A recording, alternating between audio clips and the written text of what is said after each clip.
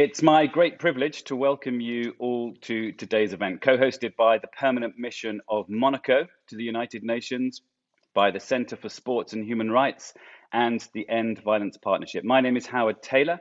I am the Executive Director of the End Violence Partnership. And in the next 90 minutes, we will hear from a range of global experts on the gender dimensions of violence and abuse of children in sport.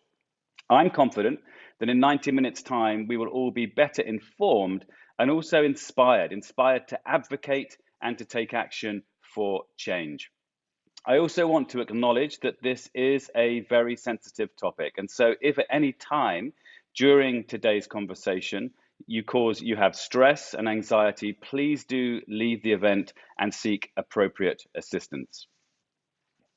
Violence and abuse of children happens at a truly staggering scale. It takes place in every country, every city, every community, and in all cultural and socio-economic contexts. It takes place at home, at school, online, and within the community, including at sports clubs, in locker rooms, on playing fields, in swimming pools and gymnasiums, on trips to sports competitions, in the coach's home or car, and at social events.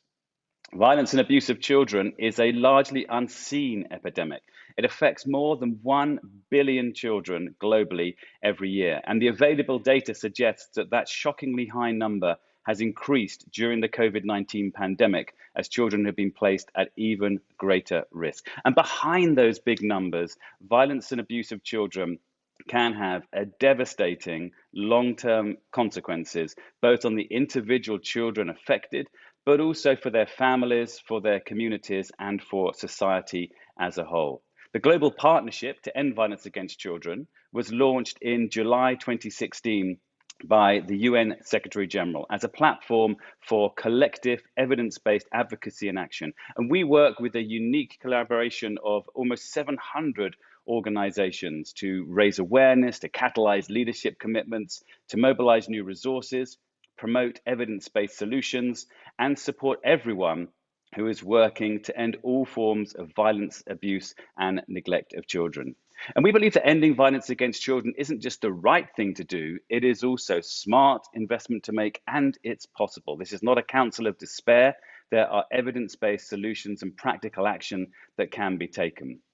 Ending violence against children is right because every child deserves to grow up in a safe, secure, and nurturing environment. It's a smart investment to make because violence against children has significant direct and indirect costs, and it undermines children's health, their education, and development. And we know that investing to prevent violence against children and to break the intergenerational cycle of abuse makes economic sense.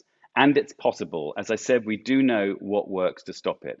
To get that done, we all have a role to play. And the sports industry and everyone involved in sport are uniquely placed to make a significant contribution to ending all violence and abuse of children. Sport is, of course, a multi-billion-dollar industry with deep global reach, unparalleled audiences across television and other media, major stars with the potential to place the issue on the public agenda, and hundreds of millions of children who participate in sport every day.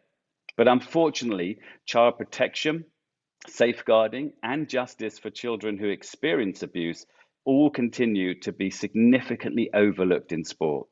Large numbers of children who play sport experience some sort of physical, psychological, sexual, and emotional abuse. And there are recent high-profile cases of child abuse in sport, but those, I think, are simply the tip of a very large iceberg. Violence and abuse in sport is rife, and it goes largely unreported.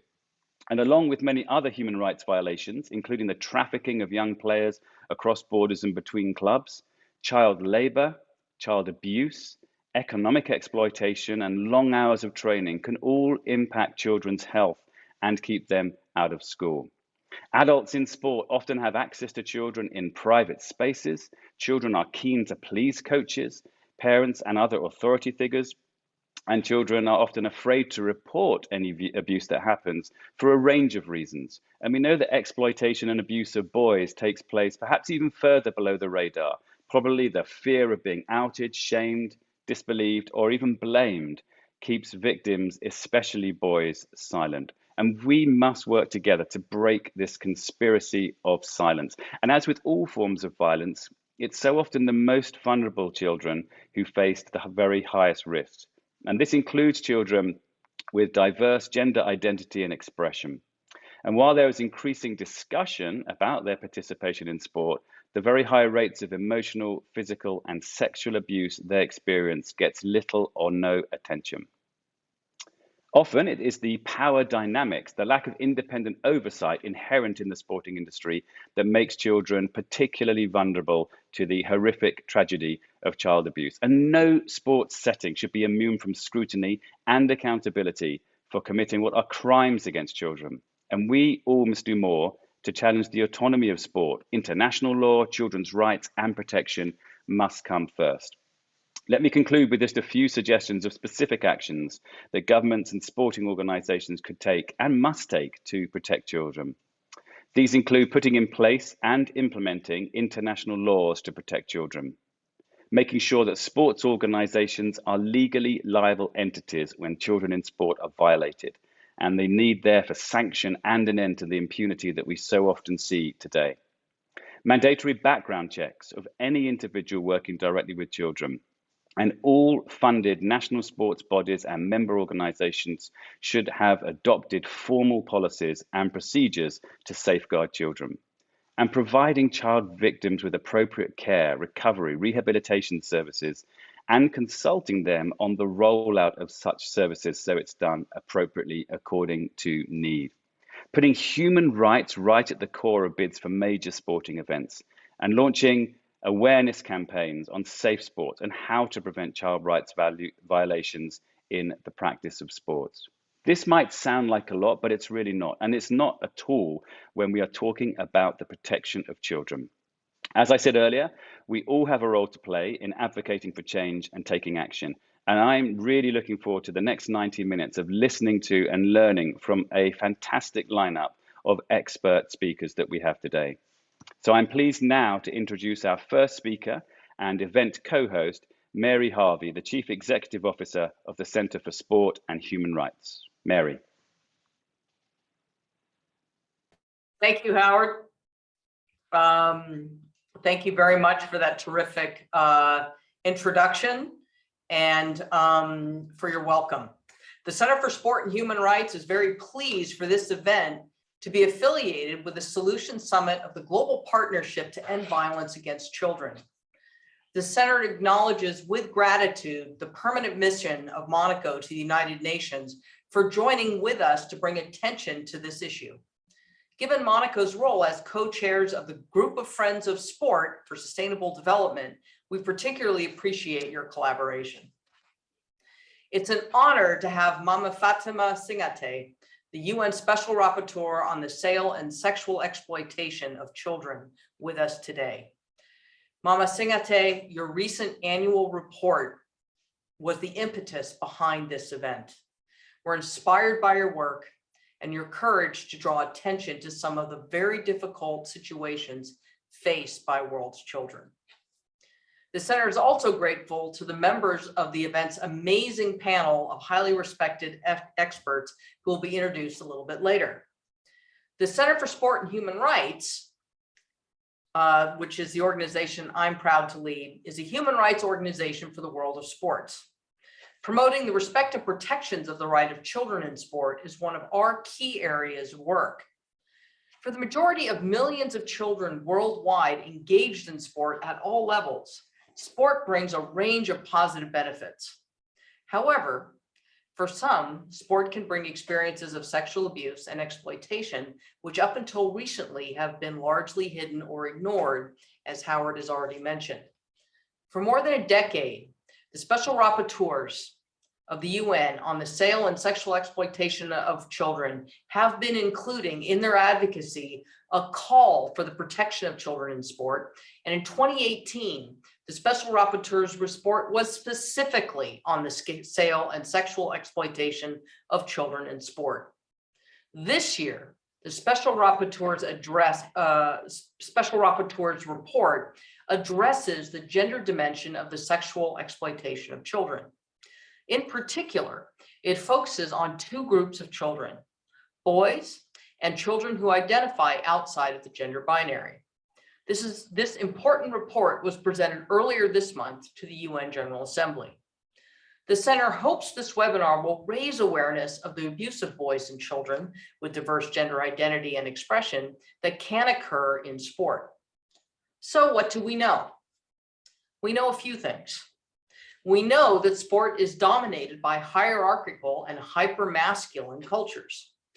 Boys participating in sport are often socialized in these cultures from a young age, particularly the sport I come from, the sport of football. This can influence the sexual exploitation of boys in sport in many ways. One of the world's top experts on the topic, Dr. Mike Hartill, is with us today. As he observes, quote, boyhood sport extorts the submission, complicity, and silence of young males to their own exploitation. Some serious words. We also know that a growing number of men have begun to break their silence and disclose their boyhood experiences of abuse in sport. In reaction, investigations have been undertaken, and we will be hearing about one of these from Clive Sheldon, QC, who led an independent investigation that documented the abuse of almost 900 children, the majority of them boys, in the sport of football in the United Kingdom. We also know that a number of boys in sport academies around the world have experienced various forms of abuse and exploitation, and that a number of children, mostly boys, are trafficked every year in sport. Lerina Bright from Mission 89 will be giving us a glimpse into this situation. And finally, we know that although there is some research covering the abuse of boys in sport, there remain many questions that need answers, so that this can be prevented in the future and we can be better prepared to help those who have experienced abuse. A brief overview paper on the abuse of boys in sport will be shared via Twitter following this meeting on the Center for Sport and Human Rights Twitter account. When it comes to children with diverse gender identity and expression, we struggle to find solid research. Some reports suggest that these children are at higher than normal risk of such abuse. Chris Mosier will be telling us about his work to raise awareness of issues faced by transgendered athletes and how the Special Rapporteur's report relates to children with diverse gender identity and expression. I now have the pleasure to invite Ms. Mama Fatima Singhateh, the UN Special Rapporteur on the sale and sexual exploitation of children, to share with us the finding and recommendations in her recently released report to UN General Assembly. A lawyer by training, Mama Singhateh is joining us today from the Gambia, where she has held a number of high-level positions. Mama Singhateh, it is over to you. Thank you very much, Mary, for that introduction. I am very happy to be part of this event. So as you had indicated earlier, I recently presented my annual report to the UN General Assembly on a study I conducted that explores the gender dimension of the sexual exploitation of children and the importance of integrating a child-centered, gender-inclusive and non-binary approach to combating and eradicating the sexual exploitation of children. It is therefore a great pleasure for me to share the findings of my report in this keynote presentation at this event. The issues relating to the gender dimension of the sale and sexual abuse and exploitation of boys and children who identify outside the gender binary in sports is not an issue that is spoken about much, but it is very important and vital in our work to protect children from sexual abuse and exploitation. I must hasten to state from the onset that my report does not specifically address the issues of sexual abuse of boys in the context of sports, but it does provide recommendations that can be applied in the world of sports. And the findings in my report are also equally relevant in the context of sports. My predecessor, however, as Mary also indicated some time ago, conducted a study on the sale and sexual exploitation of children in the context of sports. And in that study, she highlighted the fact that there are certain power dynamics inherent to the sporting world that render children particularly vulnerable to sexual exploitation, and that children are most at risk in such situations such as, and I quote, locker rooms, the playing field, trips away, coach's home or car, and social events. That the fear of being outed, shamed, disbelieved, or blamed keeps victims silent, whilst others are simply not able to recognize abusive relationships. She stated further that it is the power dynamics and the lack of independent oversight inherent in the sporting industry that render children vulnerable to the horrific tragedy of child abuse. She suggested in the report that a fundamental prevention measure in the context of sports is to ensure that children, regardless of the exceptional nature of their trajectory, enjoy their rights, and if they do fall victim of crimes of sale and sexual exploitation, they have a right to receive care, recovery, and reintegration services. She further suggested that an independent complaints mechanisms are fundamental first element of such services. My predecessor in her report makes a number of recommendations to address and prevent the sexual abuse and exploitation of all children in the context of sports. I would encourage you all to read this report as it continues to be relevant today in world of sports. In my own report to the UN General Assembly, I attempted to highlight the importance of striking a balance between the fact that boys are often overlooked and the fact that girls are still much more at risk to sexual exploitation, whilst opening up space for more attention towards children and young people who identify outside the gender binary, and how they too may be at risk or vulnerable to sexual exploitation owing to their gender identity not fitting into the classical gender binary. The study underscores that any child, regardless of their gender identity, can become a victim of sexual exploitation. By focusing almost exclusively on girls as victims of sexual exploitation, support mechanisms and other services have been tailored mainly for girls, resulting in the invisibility of boys and children and young people who identify outside the gender binary as victims. I suggested in the study that there is a need for a human rights-based approach towards all children across the gender spectrum. To do this, child-centered policies are required in which children and young people are informed of their rights, are encouraged to participate in decisions affecting them and taken seriously. I also looked at the role gender can play before, during, and after the sexual exploitation of a child. To fully comprehend the different aspects that shape and determine the situations of child sexual exploitation, gender considerations are relevant with regards to the victims of sexual exploitation, but also with regards to the perpetrators and the professional service providers. The study inter alia shows how gender can influence a child's risk of being sexually exploited and abused, as well as by whom the abuse is committed and the type and circumstances of the abuse. Gender can also influence a child's decision to disclose sexual exploitation, including how and to whom, and determine the likelihood of being believed and receiving support. Now, with regard to the findings in this study, I found that aside from the fear of being disbelieved, boys find it difficult to report abuse for a number of reasons, some of which include where the perpetrator is another male, the fear of stigma related to homosexuality, and having been exploited by another male person may raise concerns and confusion around one's own sexuality, which may be extremely delicate and difficult to discuss openly. When the perpetrator is a female, disclosure might be hampered by the stigma and negative impact around male sexuality and masculinity.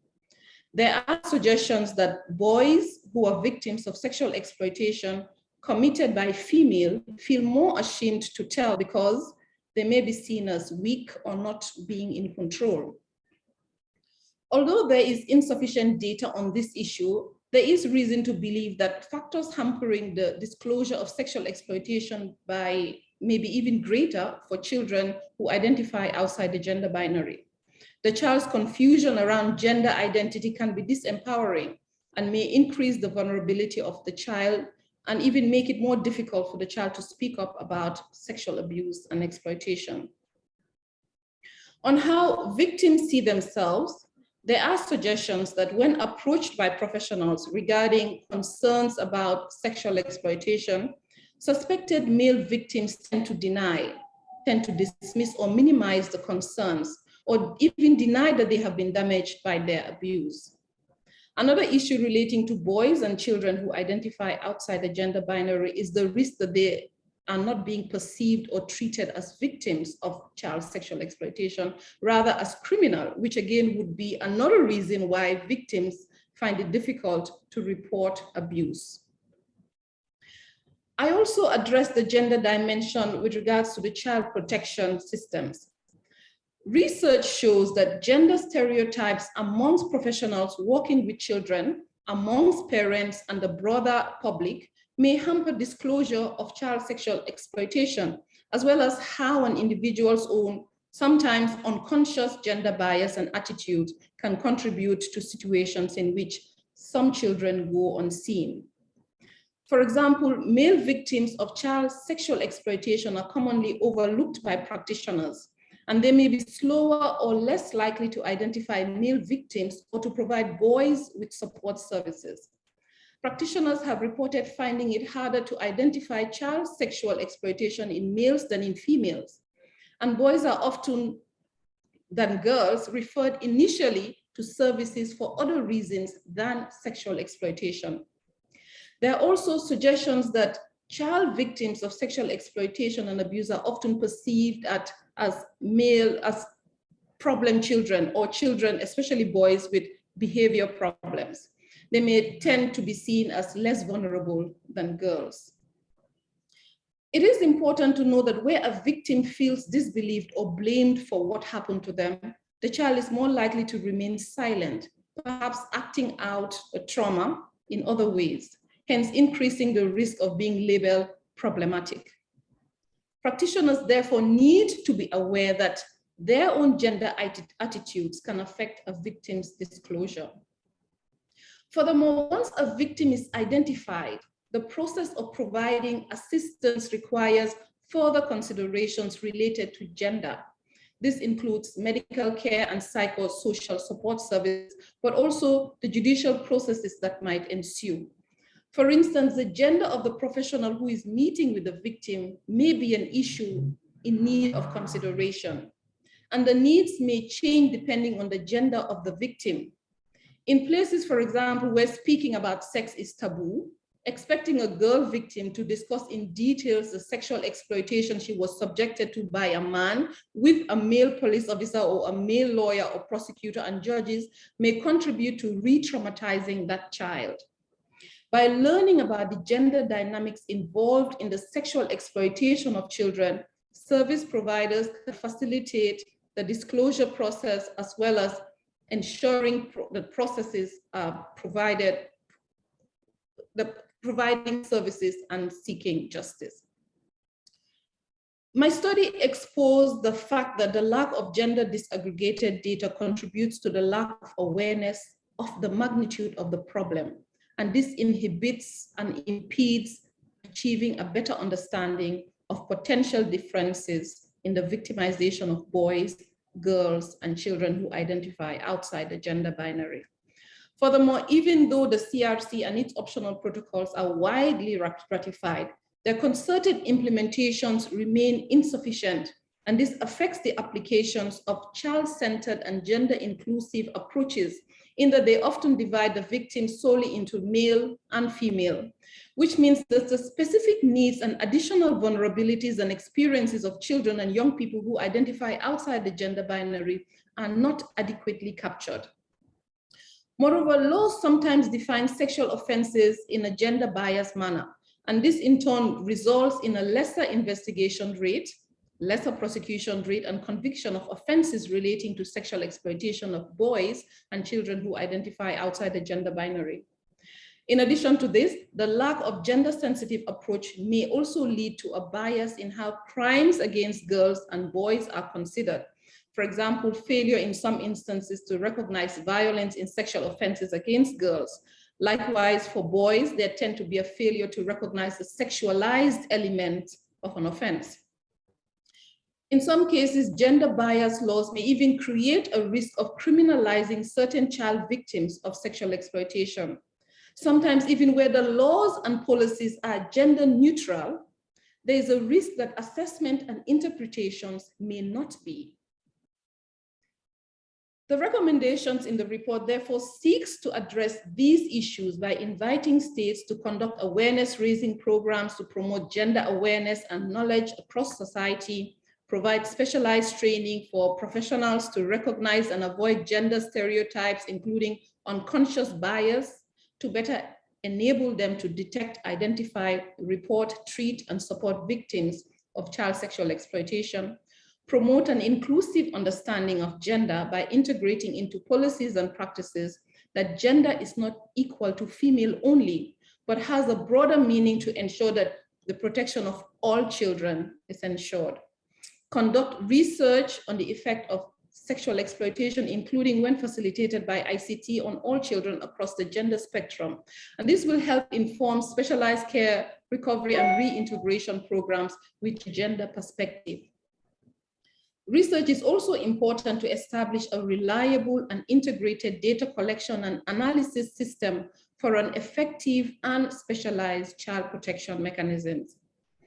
And finally, as always, as Howard has indicated, there is a need for coordination and cooperation amongst all stakeholders at national, regional, and international levels to support the concrete actions to prevent and stop the sexual exploitation of children so as to address the demand, ensure rapid identification of victims, a better coordinated referral system, and provide a child-friendly and gender-sensitive reporting complaint mechanisms to report exploitative behaviors online as well as offline.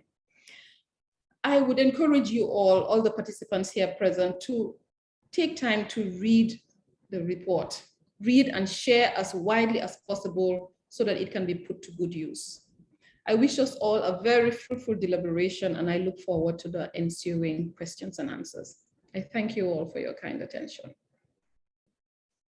Many thanks, Mama Fatima, for your remarks.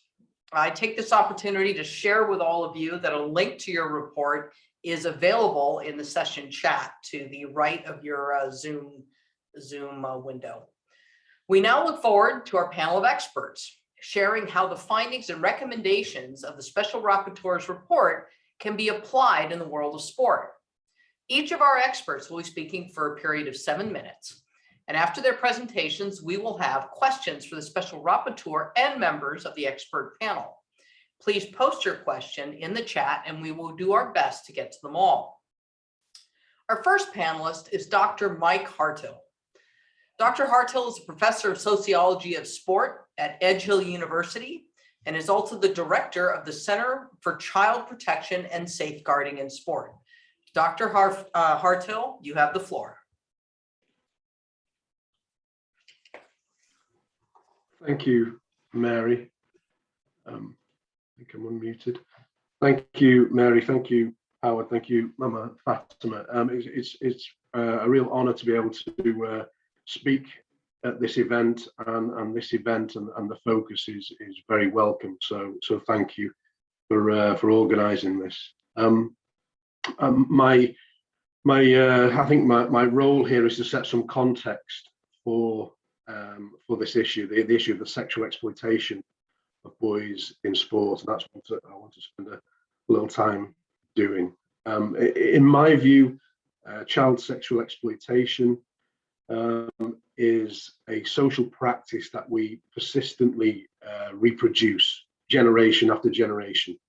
It doesn't happen by accident, and it persists because conditions are conducive to it.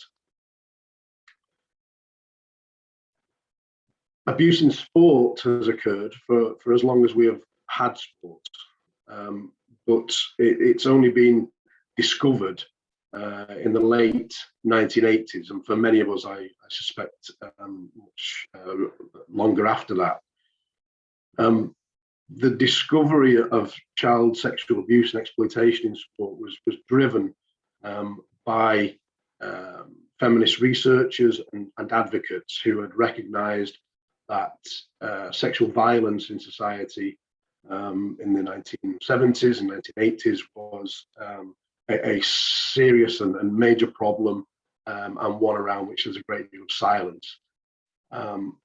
And so feminist researchers like Celia Brackenridge, particularly Celia Brackenridge, highlighted this issue to the sports sector as early as 1986. In this context, I want to highlight then the contribution, the emergence of male survivor disclosures. I only have time to just mention briefly a couple, but a couple of important individuals. So in the UK, Ian Ackley, in the mid-1990s, was speaking out publicly on British television, waving his anonymity about the abuse he had experienced at the hands of his coach, male coach. At about the same time, in Canada, Sheldon Kennedy was also speaking out publicly about the sexual abuse he'd experienced at the hands of his coach in ice hockey. So to sports, very important in the national character of those countries, and very important, hugely popular amongst boys. So there can be little doubt, there can be no doubt that boys are sexually exploited in sports. Perhaps that doesn't need to be said, but I suspect that in many contexts it still does need to be said.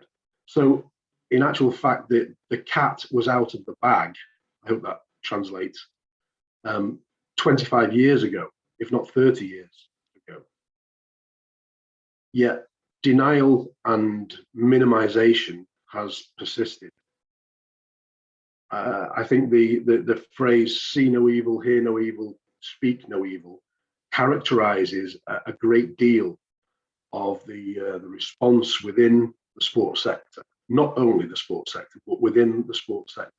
Its response to the sexual exploitation and abuse of children, and perhaps particularly the exploitation of boys. Some things have already been said about the culture of sport. I will just touch on this briefly, but the culture of sport has been, and I would argue continues to be, dominated by a particular version of masculinity. We might call it a hyper-masculine version of masculinity. And in this environment, myths about sexual abuse and the sexual abuse of boys are commonplace, such as boys, athletic boys, sport boys wouldn't allow this to happen. It wouldn't happen in this environment where boys, men are real men. A lot. I mean, there's many more, obviously, but it all accumulating in the notion that it doesn't happen here. And my point really would be that if sport is not talking about the problem, then the message to victims is very clear. The message to victims is it doesn't happen. It hasn't happened, and it's not happening. And this obviously invalidates the experience of the child, the boy or the girl who is experiencing sexual violence, obviously leading to their silence. So that's why it's so important that events like this take place. It's why it's so important that sport at all levels and in all contexts begins to talk about this problem. Because if we're not, the message we're sending to children who are being victimized is that your experience is not valid. There's also been a serious lack of inquisitiveness about this problem within sports. There's been a lack of inquiry into the problem. As I have said, we have known about this for some time. The sports sector has known about it for some time. And I would argue, whichever part of the world you're in, if this is coming as a surprise to you, then you should be asking why that is. So the data that we have has generally been acquired with little or no involvement from sport organisations. I say that in the full knowledge that there is an awful lot of work going on in some parts, in some sectors, in some areas of the sports world. But it's far too little. I'm just going to finish. I realise I'm coming to the end of my time. I just want to point out then that over the last 10 years or so, research evidence has demonstrated that the abuse of boys is a large problem within sport. So there's no question about that.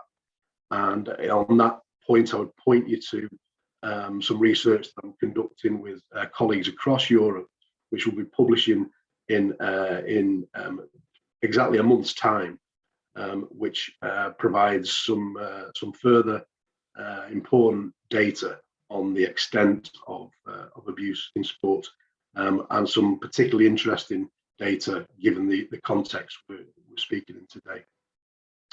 So I think I'm out of time, or perhaps over time, so I will stop there. Thank you. Terrific.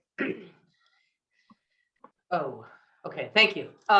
Thank you very much, Dr. Hartill. And we've heard about, concern around the size and scope and why this has been historically such a difficult topic to uncover. So it's now my pleasure to invite Mr. Clive Sheldon, QC, to present. As I mentioned earlier, Mr. Sheldon had recently completed the independent review into child sexual abuse in football from 1970 to 2005, a study for the Football Association, commonly referred to as the Sheldon Report. So, Mr. Sheldon, it is our pleasure to have you with us. You have the floor. Thank you very much, Mary. And again, it's a pleasure to be here and an honor to be following in the footsteps of Howard, Mama Fatima, and of course, Dr. Mike Hartill. Mike was my expert advisor for the 4 years in which I spent carrying out the investigation into abuse in football in the UK. I'm going to share with you a few PowerPoint slides, and I'm going to talk to those. So first slide, please.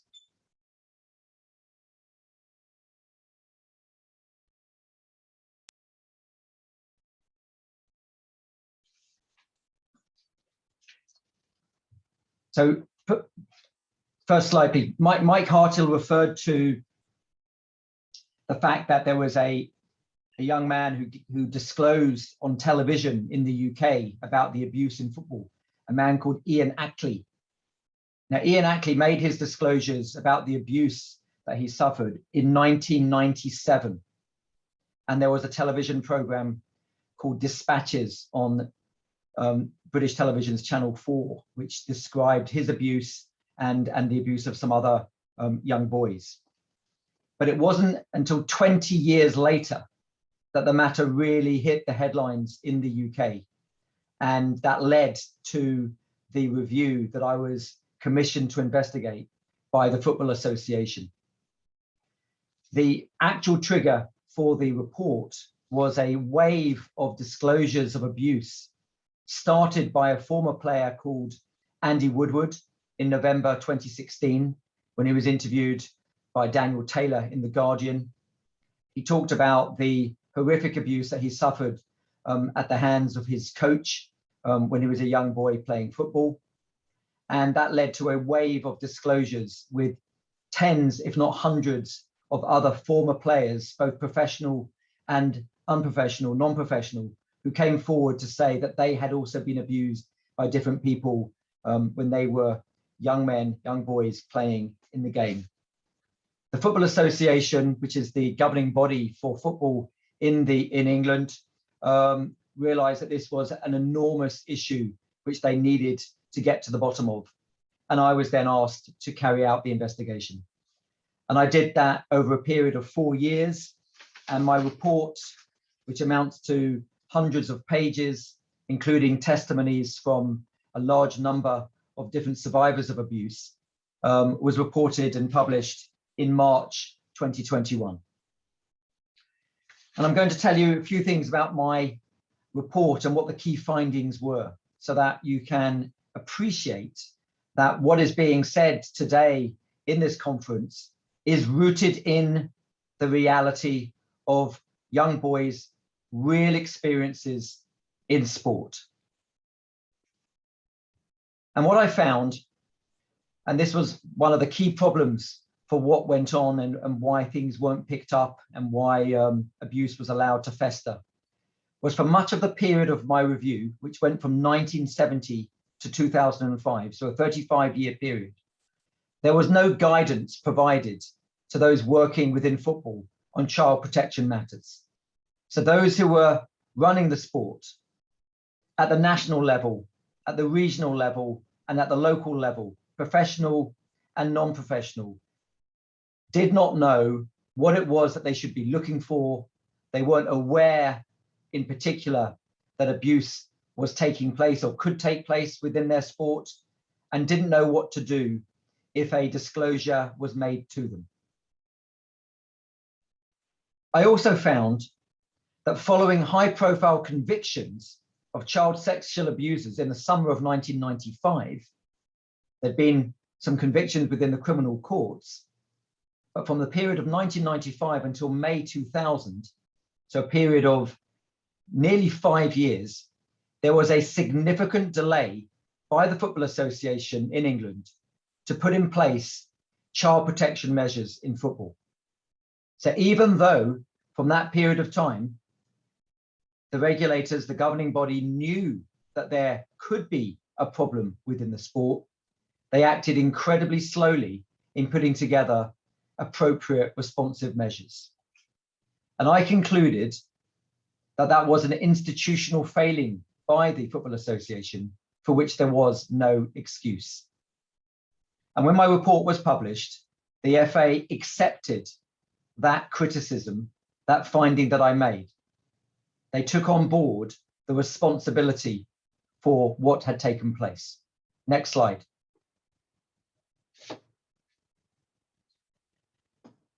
As part of the review, I asked myself, why did that happen? Why did the FA take so long to put in place appropriate measures?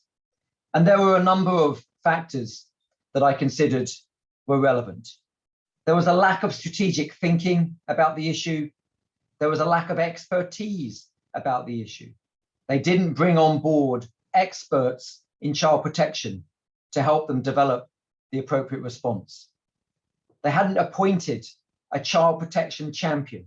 So there was no one at the top of the organization who would say this needed to be dealt with and it needed to be dealt with quickly.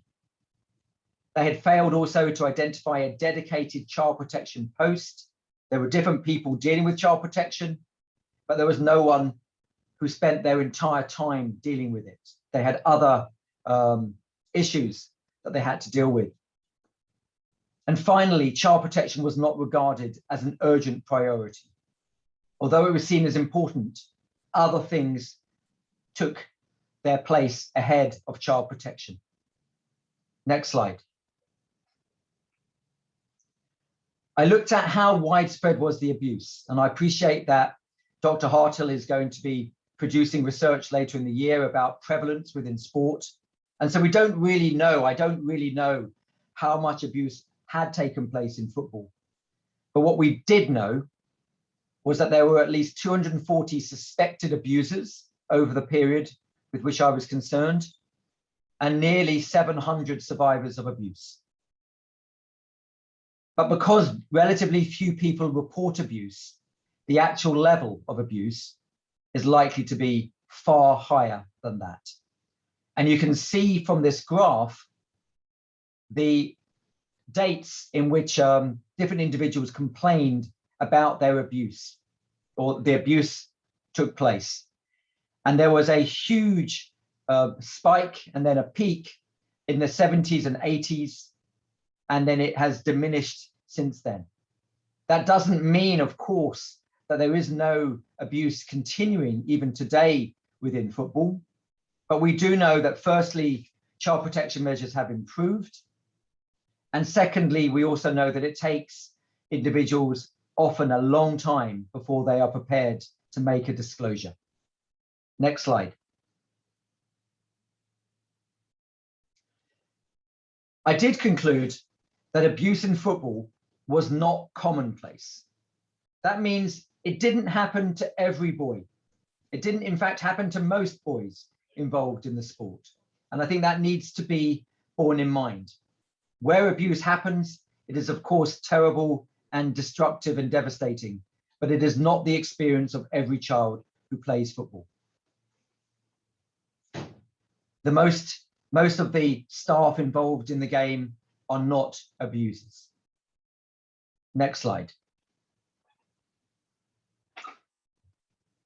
I describe in my review the kinds of abuse that happened. There was momentary touching of genitals, there was voyeurism, and then there was penetration, masturbation, and rape. So from what one might regard as minor abuse to incredibly serious abuse. Some survivors were abused on a single occasion, others were subjected to months, and some to years of abuse. Next slide. Why did abuse happen?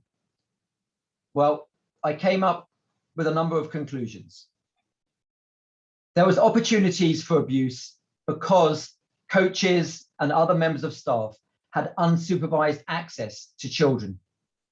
They had overnight stays with the boys. They drove them to and from their games.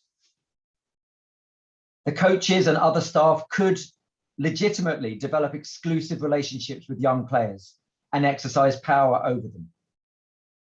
And they had an opportunity to groom the boys, to pay for meals, to pay for trips, to give them gifts, and to give them things that their parents might not be able to afford or might not be prepared to do.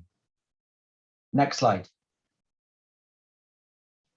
I discuss in my report the impact of the abuse on the lives of survivors. And I heard from so many survivors these stories. They'd succumbed to alcoholism, drug dependency, their relationships had failed, their careers had suffered, they'd attempted suicide, and they couldn't emotionally engage with their family. The impact of abuse is devastating. Next slide. And I came up with a number of recommendations to improve child protection and safeguarding within the game. It has improved already since 2005, but I recognize there are still areas that needed further work to make children safe in football. And I made 13 recommendations using 3 different themes. Training, people needed to be trained about child protection and safeguarding. Child first culture, children needed to be put first within the organization, and there needed to be transparency and accountability. Thank you very much.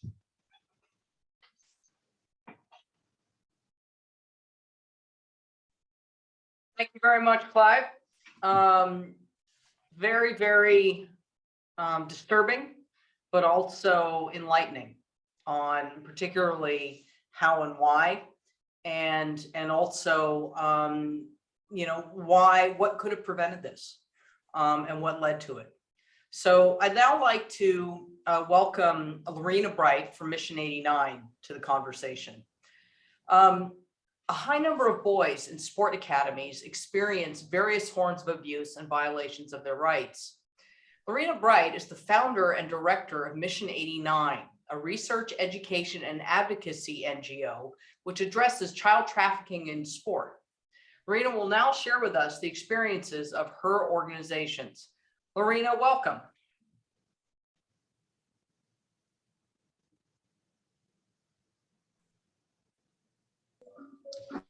Thank you so much, Mary, for that introduction. And also thank you, Mama Fatima, for that insightful presentation, which is very timely.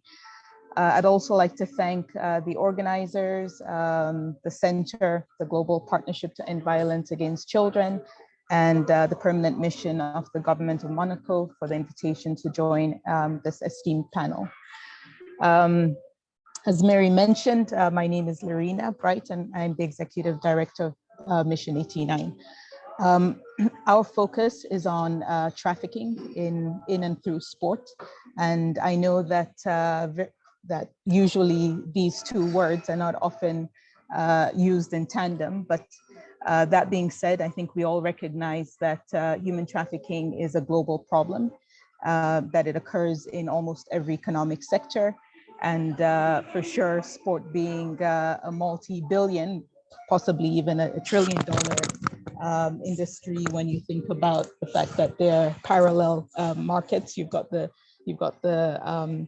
legitimate sports market, but you also have as well the illegitimate underground sport market, which I believe then makes it quite a substantial industry. And for that reason, there's every possibility and every reason actually for that fake agents attracted by the profitability, and they often misrepresent themselves using sport opportunities to lure vulnerable young people, including boys, into exploitative situations. So trafficking is complex and the definition is very technical. Many countries have adopted the definition as framed in the Palermo Protocols. There are differences in national definitions of human trafficking, but many countries, and certainly a majority of European countries, have adopted the definition I think I always like to begin by giving the definition of the Palermo Protocol, which states that trafficking persons shall mean the recruitment, transportation, transfer, harboring, or receipt of persons by means of threat, use of force, or other forms of coercion, of abduction, of fraud, of deception, of the abuse of power, or of a position of vulnerability, of the giving or receiving of payment or benefits to achieve the consent of a person having control over another person for the purpose of exploitation. Now, in the case of child victims of trafficking, the recruitment, transportation, and transfer, harboring, or receipt of a child for the purpose of exploitation shall still be considered trafficking in persons, even if this does not involve any of the means, which would be through threat, force, fraud, deception, and indeed abuse of power or vulnerability. And so I think right there you see that the encompassing language in the human trafficking definition, words such as recruitment and transfer are commonly used to describe sport processes that we know and recognize. And some of these processes have led to the abuse and exploitation, which the media in recent years have helped bring to surface. To contextualize this phenomenon, I would like to give some examples of how sport trafficking occurs. So sport trafficking can occur in three different ways. There's trafficking in sport, and there's trafficking through sport, and then there's trafficking around sports. So when we talk about trafficking in sport, we're talking about cases where there is the existence of an actual opportunity, but that opportunity is exploitative. And so if we look back at the case of the boys from Liberia, I think a few years ago, 14-year-olds, and they were signed by a club in Laos.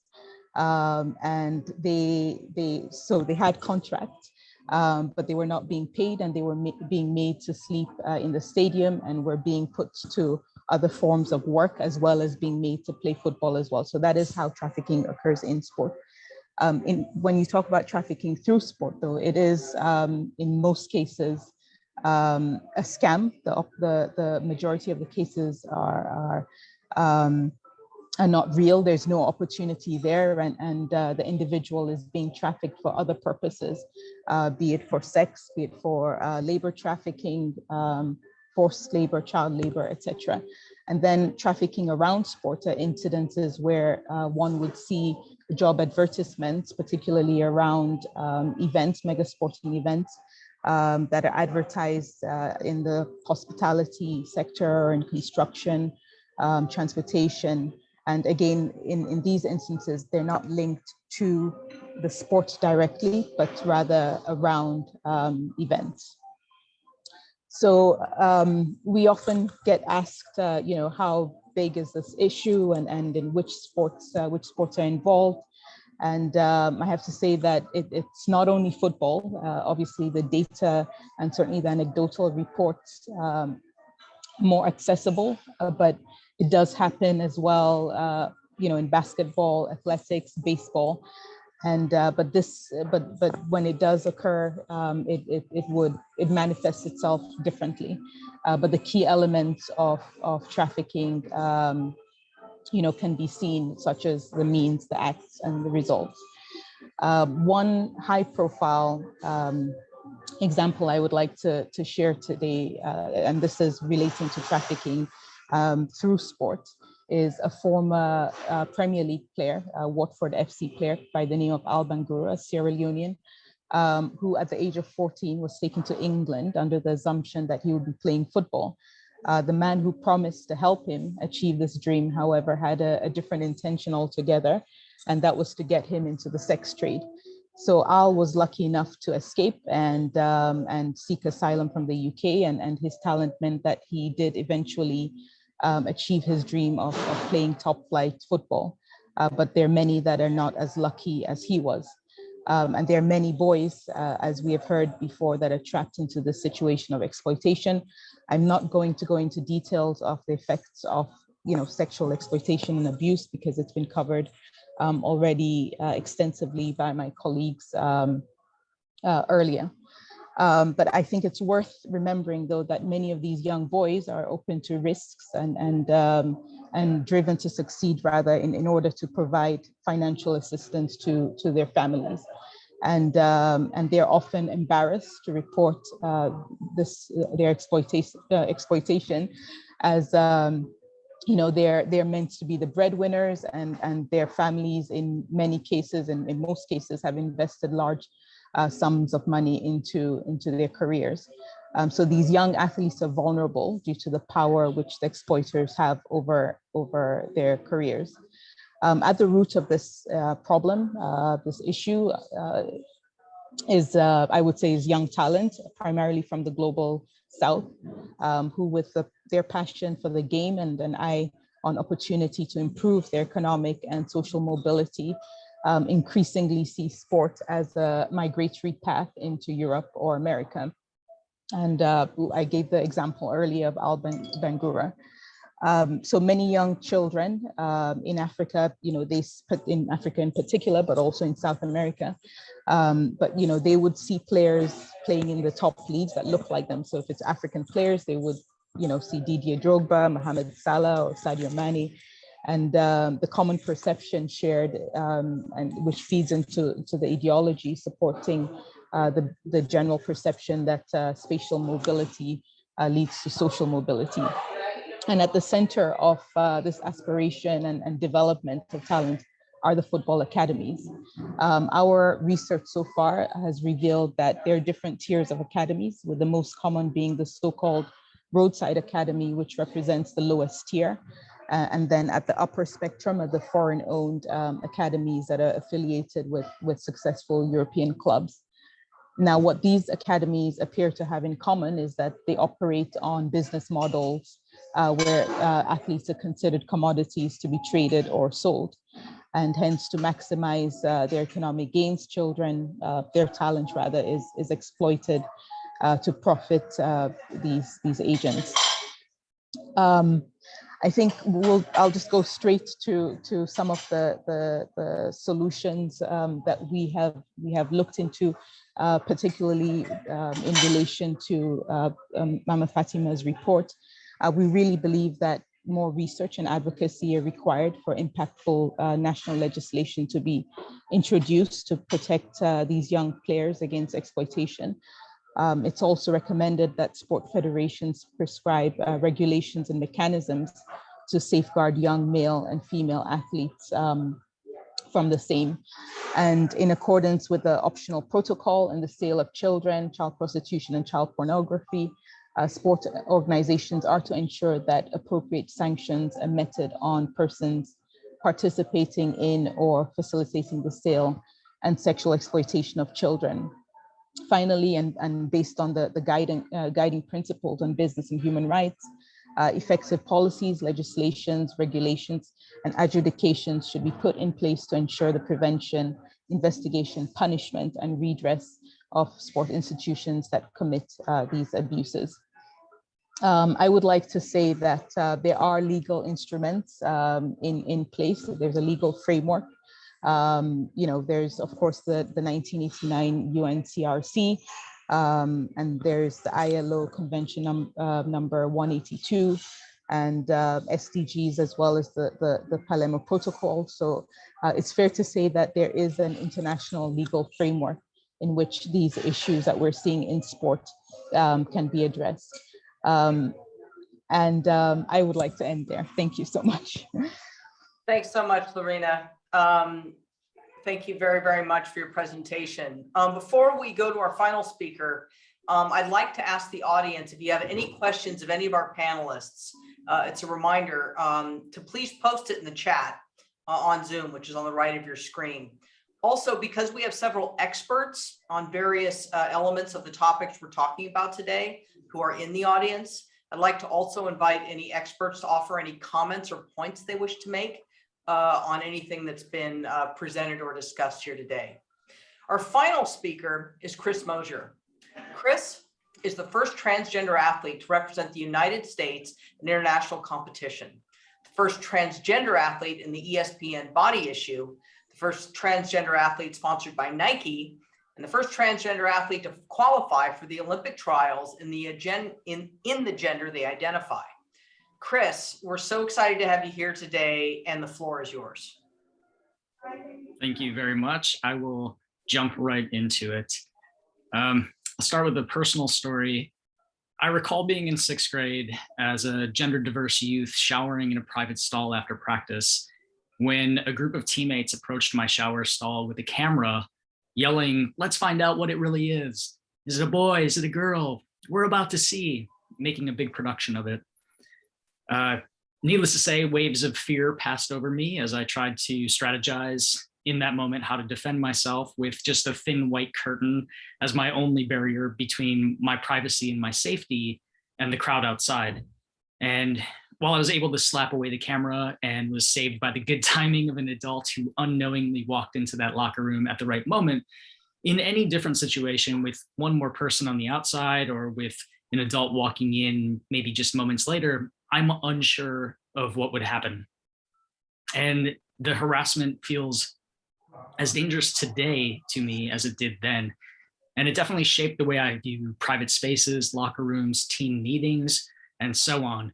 And as a professional athlete now, these experiences have stayed with me. More than that, no adult ever checked in with me to make sure that I was okay or to make the space safer for me in the future. And that incident's one of many that I've experienced in sport, which is actually pretty contradictory to the way I'd speak generally of my experiences in sport. As a gender diverse youth, sport was my safe space. It was where I found my friends and my community. It was where I was valued for my contributions, my leadership, work ethic, and most of all, my athletic ability. And no matter what people thought of me off the court or the field, sport was where I connected best with myself and with others. It was where, for a short period of time every day in school, I was able to just be another kid. And each day I had to balance my love of the game with my deep fear of harassment and abuse. And unfortunately, I am not a unique case. Globally, we know that LGBTQ youth, lesbian, gay, bisexual, transgender, and queer youth, play sports at disproportionately lower rates than their straight and cisgender peers, with gender diverse youth being the lowest number of participants. And I can speak to the United States. In the United States, recent studies found 68% of all young people played sports, but only 24% of LGBTQ youth played sports. And then talking about gender diverse young people, 12% of transgender girls and 14% of transgender boys played sports. And we can assume there's a similar drop off of participation around the globe, and probably even more of a severe decline in countries with anti-LGBTQ laws or prevailing attitudes. And it's not because queer, trans, and non-binary people inherently dislike sports, it's that the systems of sport are not set up to support us.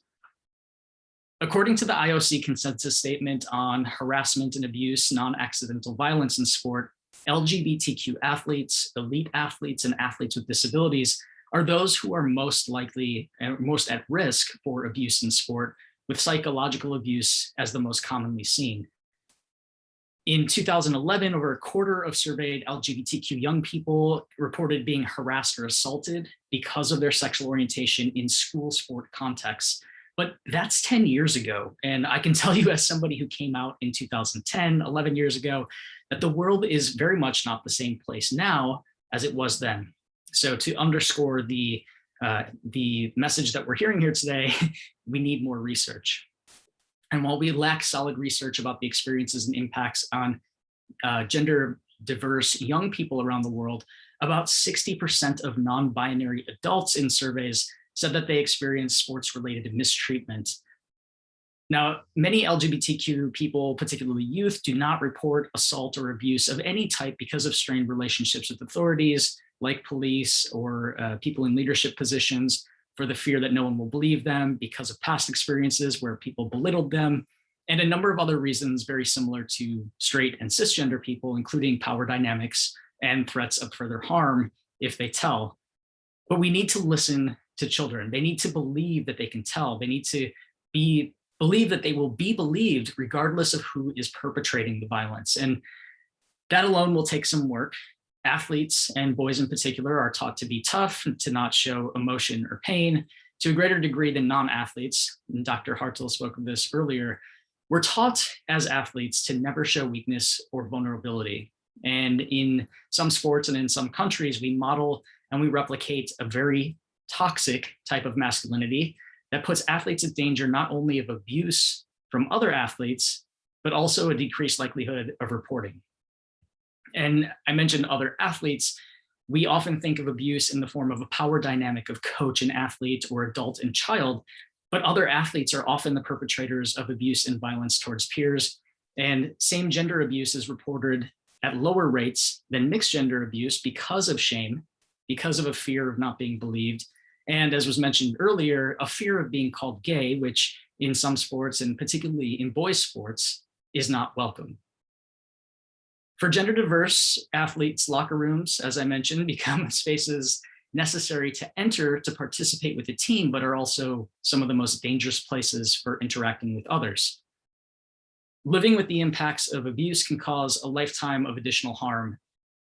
Remember, we're talking about children here with decades of life ahead of them. And there are additional risk factors for gender diverse youth as a result of abuse based on their gender. Compilation of over 40 years of research finds disproportionately higher rates of depressive symptoms, substance abuse and use, suicidal ideation, and suicide attempts among queer and trans identifying youth. Discrimination at the individual level, meaning the interpersonal hostility, harassment, bullying, physical violence, and abuse, in addition to the institutional discrimination, including laws and public policies, have been identified as risk factors for depression, social isolation, and hopelessness. And that places LGBTQ people at risk for contemplating suicide. Stopping abuse in sport can literally save lives.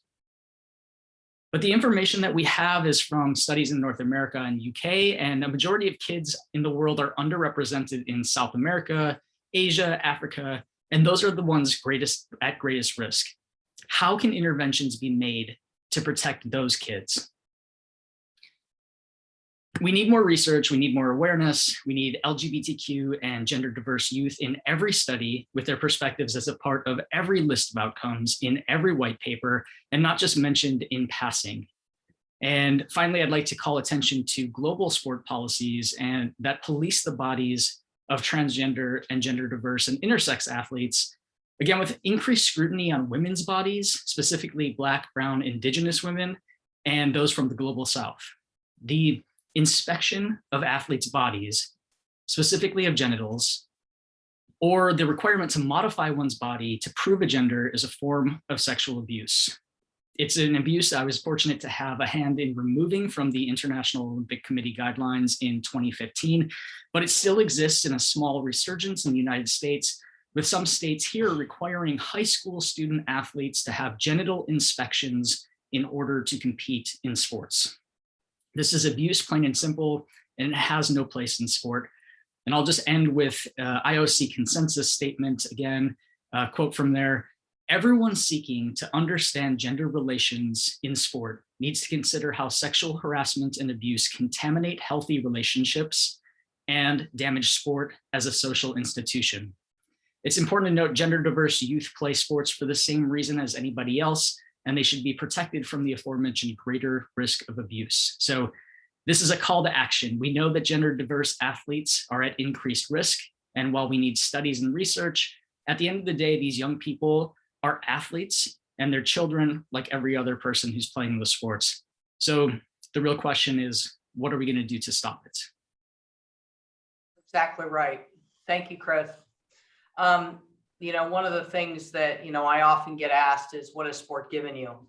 And you can talk a lot about what sport can provide for you, but it's only in the absence of harm that any of that is achievable.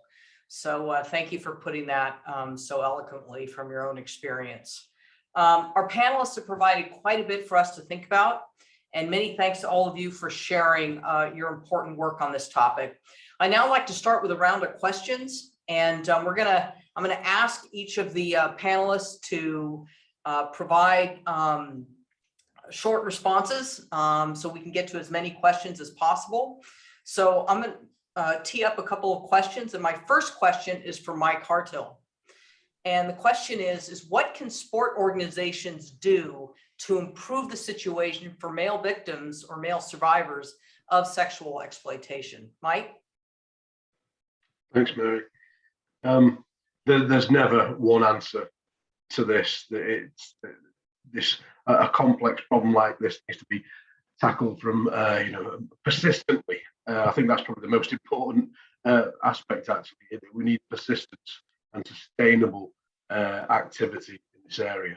I'd like to, I guess, point out one area that I think needs a lot more activity. Listening to the voices of victims and incorporating the voices of the experiences and the knowledge, the expertise of those who have experienced abuse and sexual exploitation into our measures, into our strategies and approaches to preventing abuse. There are some pockets of good practice, I think. In the UK, Sport England has set up a specialist safeguarding panel, which is predominantly populated by people, men and women, who have experienced sexual violence in sport. We need far more of this. So that's, I think that's one important area. But as I said, there's many more aspects to prevention. I think that's one important area that we need, the sport organisations need to commit a lot more attention to. Okay, and the next question will be for all panelists, so think about it when I come to you. And that is, you mentioned earlier, Mike, that if we don't talk about it, it didn't happen, right? You mentioned this earlier in your remarks. So how do we break the silence and start talking about this more? I had somebody say once, they don't teach you about this in coaching school, right? If you're assuming that coaches are also in a position of being a whistleblower or in other way, trying to defend against what's happening. So just everyone can weigh in on that as I come to you. I'd now like to go to Clive Sheldon. Clive, can you give your thoughts about how, and this gets to the drive for performance, particularly in elite sport. Can you give your thoughts about how government or national governing body funding that can be focused on winning or medal count can impact on an organization's ability to ensure safeguarding is a priority? I mean, my thoughts immediately go to USOC back then and USA Gymnastics and Larry Nassar. But coming into your work, what are your thoughts about that tension there, and whether or not that there's a link between that and whether or not kids are being kept safe? Yeah, Mary, there's clearly a tension there. But in the work that I did looking into football in the UK, I didn't actually come across any evidence of this happening on the ground, that actually abuse was known about or was seriously suspected and yet wasn't acted upon because of a concern about performance and victories and medals and so on. So that wasn't the evidence that I found. That doesn't mean it doesn't happen, and of course it could happen. What we have seen, however, in the UK is that the funding for different sports was conditional on the sports putting in place safeguarding measures. And so, I mean, of course, you'll have certain sports that don't need the funding because they have their own, huge kind of treasure troves from elsewhere. But there are many sports which which need subsidizing. They need grant funding from central government or from other agencies. And there, you need to make sure that safeguarding arrangements is the quid pro quo for the funding, and then to make sure that the safeguarding arrangements are properly monitored. And that way, those organizations will have an incentive, not just to get the medal, but also to make sure that safeguarding takes place. Okay, terrific. I'd now like to ask a question of our special rapporteur, Mama Fatima, if I may. What advice do you have for us to keep the issue of abuse in sport on the global agenda? So you bring it to the UN General Assembly, you and your predecessors have done this. How do we keep it there? It is epidemic, and we know so little of what's really happening probably globally. What's your advice? Thank you so much, Mary, for that question. Advice is keep talking about it, and this event is one of such examples. The issue about abuse, because it's such a terrible thing, most people don't talk about it, and even victims are afraid to talk about it, as I had indicated. So it's good to raise awareness on the issues and provide opportunities for victims to speak up, provide services and interventions that would ensure that if victims are exposed to any form of exploitation and abuse, they know where to turn to. So the first thing, this is the best mode of addressing this issue, and this is the event that we're hosting here, continuously raising awareness, continuously holding awareness sessions, webinars on this sort of issues. I don't know what else I can talk about relating to awareness raising, but education is important, and ensuring that and schools talk about the problems that exist relating to the exploitation and abuse of children, where to turn to when the offenses such as that occurs, and what kind of information that will be available to victims and children of abuse or potential victims and children of abuse. Advocacy at the UN level, usually what we do is we focus on a thematic issue and conduct a study on it and raise it at a global level. Partnership as well is key, with especially community-based organizations. Those are the institutions and organizations on the ground who know and who have access to communities and victims and families to raise awareness on issues such as sexual exploitation and abuse. Thank you very much, Mama Fatima. Thank you for your sage counsel. Not an easy question, right? Lerina, coming to you, is there training for sports organizations or educational resources that you can share briefly?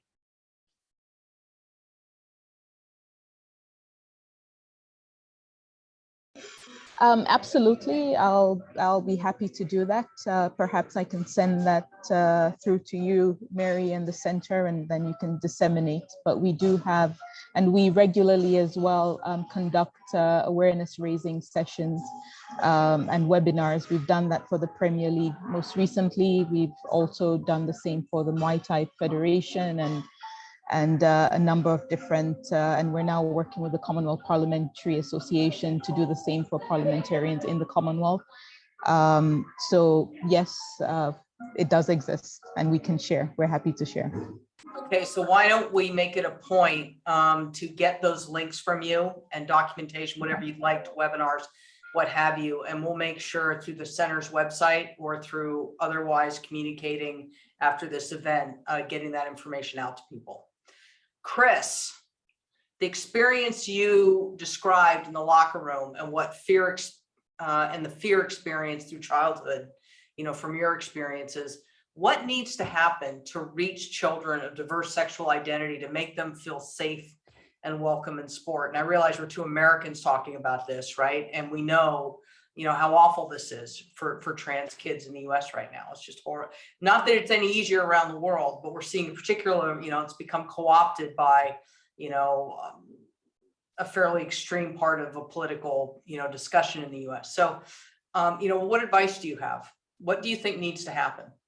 Yeah, it's particularly challenging because sport is such a binary system, and we have girls' sports and boys' sports, and we have men's sports and women's sports, and there is a certain need and desire to protect girls and women's sports, and a necessity to protect those spaces to allow young women and girls and people who are identify as young women and girls to have sporting spaces. But I think part of it is also about adjusting our language first. So we can't just be talking about men and women in our reports. We need to be talking about non-binary folks, about people who are gender diverse, and understand that they want to play sports for the same reasons as their peers.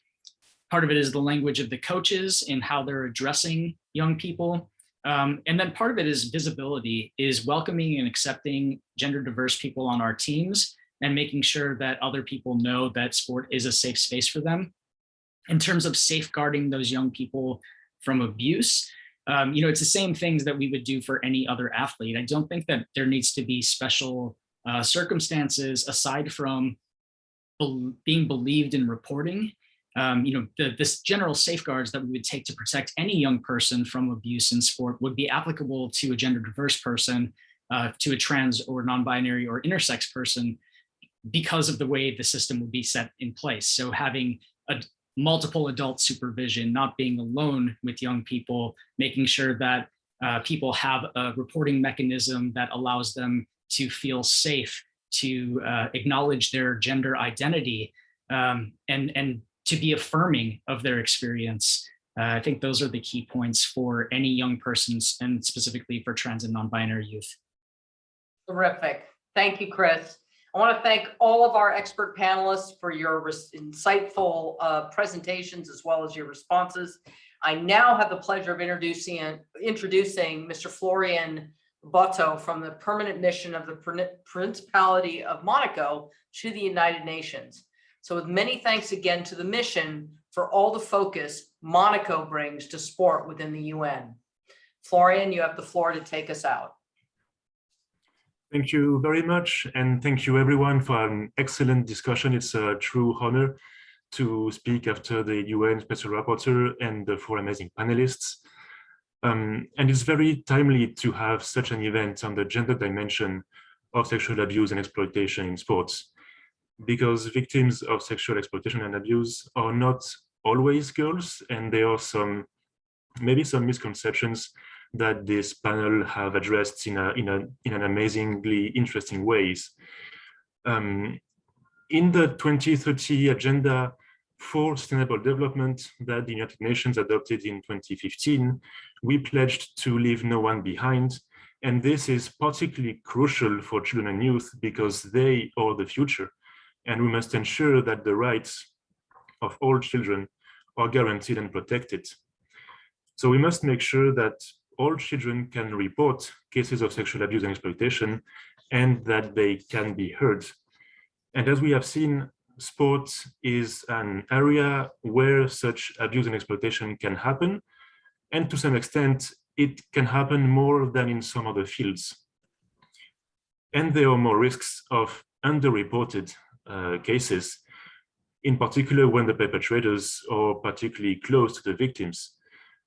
So sport coaches, for example, are far from being the only perpetrators, but when they are not as close as family members, but there are many situations where the children are very exposed. For example, during trainings or in locker rooms or during competitions that are taking place out of towns. And there are also more risks of underreported abuse and exploitation when boys are victims of sexual abuse perpetrated by males because of the fear of stigma, as the panel showed. So we can only welcome the fact that there are more victims that testify in many countries, and we can only welcome the fact that their voice is heard, but we do need more data. And it also highlights the long journey that everyone at all levels must take to end child abuse and exploitation in every context, and in particular in the context of sports. So sports training grounds are not only the place where the children develop skills to be better athletes, but it's the place where they learn essential values that will accompany them all their lives. And it's the sport grounds are not only the place where the kids become better sport athletes, but the place where they become better persons and better individuals. Sport teaches respect, teamwork, friendship, among many other values. But when the kids are victims, they can lose confidence in themselves, and they can lose the ability to trust the others. And this is the exact opposite, of course, of what sport stands for. So we cannot accept that sport fields, training grounds, and locker rooms are desecrated by sexual abuse. And very often, too often, this kind of abuse are being done very far away from the eyes of parents or of teammates, and very often they go unpunished. So we must all be very vigilant. There is a fundamental role of every stakeholders, the UN first, the UN system, to raise awareness and offer guidance or standards on best practices. There is also a role for national authorities and governments to ensure that systems are in place for voices to be heard and for justice to follow suit. And there is, of course, a very important role of civil society organizations to alert the public and the public authorities on misconduct. And I want to thank again the Special Rapporteur of the UN for a very interesting recommendations contained in her reports. Among others, I wanted to also echo what was said in that report, in particular on the importance of raising awareness across all society and all ages, on providing specialized training to professionals for the identification, reporting, treatment, and support to victims, to strengthen also the legal and policy framework related to children's rights and protection, and the importance of addressing underlying factors and to coordinate response. Lastly, there needs to be action at all levels, and I want to take one example, quoting very briefly from a regional convention, which is the Convention of the Council of Europe on the protection of children against sexual exploitation and sexual abuse, which is better known as the Lanzarote Convention, which says it's in Article 5, paragraph 1, that each party shall take the necessary legislative or other measures to encourage awareness on the protection and rights of children among persons who have a regular contacts with children in education, health, social protection, judicial and law enforcement sectors, and in areas relating to sport, culture, and leisure activities. So even in the legislative area, we must make sure that sport is duly reflected, and we must make sure that protection of children is among the key objectives of those instruments. So to conclude, the tools are here, the knowledge is here, even if we need more data. There is a collective responsibility, and there is a collective will to address this issue and to make sure that we can end boys' abuse and exploitation in sports. Thank you very much. Thank you very much, Florian. To you, Howard, to take us out. Howard Taylor. Thank you. Thanks, Mary, and thanks, Florian. Thanks again to the Mission of Monaco, to the UN for co-hosting today's event with the Center for Human Rights and the End Violence Partnership. I'll be very brief. As I expected at the start of today's event, I am definitely more informed, and I'm also moved and inspired. And therefore, overall, I'm better equipped to advocate and take action. I won't try and summarize all of the evidence, all of the ideas, the recommendations and suggestions shared today. But I will simply say that we must do more and that we know enough to take action to end all violence, sexual exploitation and abuse of children in sport. I'm sure that, like me, many of you were moved by Chris's moving account of experiencing abuse as a child, having to balance his love of the game with a deep fear of abuse. And no child should ever be placed in that position. Thank you, Chris, so much for sharing your story with us. It's so powerful. And we know from the investigations, the research, the knowledge, the experience of the experts who have shared with us today that enough is known about the issue and that there are evidence-based solutions to inform our actions. We must listen to the victims, take what we already know, and make addressing violence, abuse and exploitation and trafficking of children in sport a priority for all governments and all sports organizations. And in drawing attention to the issue and in advocating for change and sharing evidence-based solutions, we must neither sensationalize, but nor must we sanitize the issue.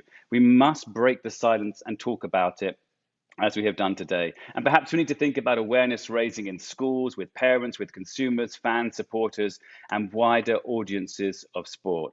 Let me just add my thanks to Mary, to all of our speakers and panelists today, and to all of you, our participants who have joined from across the world.